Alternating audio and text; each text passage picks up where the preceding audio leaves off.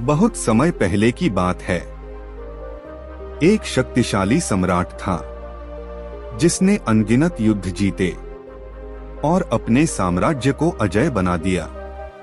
वह रानियों के साथ एक भव्य जीवन जी रहा था, लेकिन फिर भी उसके मन में शांति का नामो निशान नहीं था। हर दिन उसे अपनी युवावस्था के वे दिन याद आते जब उसका मन स्त्रियों के प्रति आकर्षित नहीं होता था। अब जब वह वृद्ध हो चुका था और मृत्यु उसके द्वार पर थी, तो एक ही सवाल उसे सालता, क्या मैं इन इच्छाओं का बोझ लेकर ही इस संसार से विदा होऊंगा? सम्राट जानता था कि अगर मैंने इन इच्छाओं को नहीं छोड़ा तो मेरी आत्मा हमेशा भटकती रहेगी। और तभी उसने अपने राज्य के सभी विद्वानों को एकत्र किया।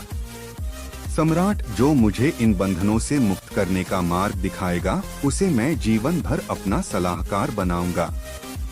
विद्वान एक एक करके अपने विचार रखने लगे।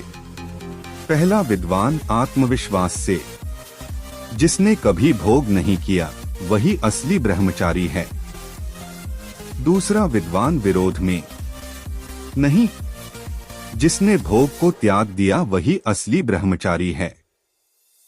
लेकिन सम्राट संतुष्ट नहीं हुआ। फिर अचानक सभा में एक अनोखा विद्वान आया, दो सुंदर युवतियों के साथ। सभा में सभी उसका उपहास करने लगे। विद्वान, ये मेरी बहनें हैं और मैं यहाँ यह बताने आया हूँ कि असली ब्रह्मचर्य वही है जब किसी की नजरों में स्त्री और पुरुष का भेद मिट जाए। राजन, इच्छाएं उस जाल की तरह हैं जो दिखने में आकर्षक लगती हैं, लेकिन धीरे धीरे हमें जकड़ लेती हैं। आपकी समस्या केवल कामवासना नहीं है, बल्कि यह है कि आपने इसे अचेतन रूप से अपना स्वामी बना लिया है। एक समय की बात है, दो सन्यासी नदी पार कर रहे थे। नदी किनारे एक महिला खड़ी थी जो नदी पार नहीं कर पा रही थी। पहले सोचे समझे उसे अपने कंधे पर बिठाया और नदी पार करवा दी, लेकिन दूसरा सन्यासी इसका विरोध करता रहा। तुमने एक महिला को छुआ, उसे कंधे पर उठाया। पहला सन्यासी मुस्कुराया और कहा, मैंने तो उसे नदी के उस पार छोड़ दिया, लेकिन तुम अभी तक उसे अपने मन में ढो रहे हो। सम्राट की आंखों में चमक लौट आई। तो यही समाधान है, जागरूक होकर जीना। हाँ राजन, इच्छाओं को दबाने से वे और बलवान हो जाती हैं, लेकिन जब आप उन्हें जागरूकता से देखते हैं तो उनका क्षणिक स्वभाव समझ में आने लगता है।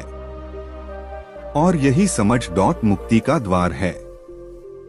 उस दिन के बाद सम्राट ने ध्यान का अभ्यास शुरू किया। सुबह महल के बगीचे में जहां पक्षियों की मधुर ध्वनि उसे अपने मन की गहराइयों में ले जाती, वह धीरे धीरे अपनी इच्छाओं और विचारों को समझने लगा। अब कोई भी आकर्षण उसे बांध नहीं पाता। और एक दिन ध्यान की अवस्था में उसने अपनी आत्मा के भीतर असीम शांति और आनंद का अनुभव किया। मृत्यु कोई अंत नहीं, बल्कि एक यात्रा का अगला चरण है। वास्तविक विजय बाहरी युद्धों में नहीं, बल्कि स्वयं के भीतर के युद्ध में है।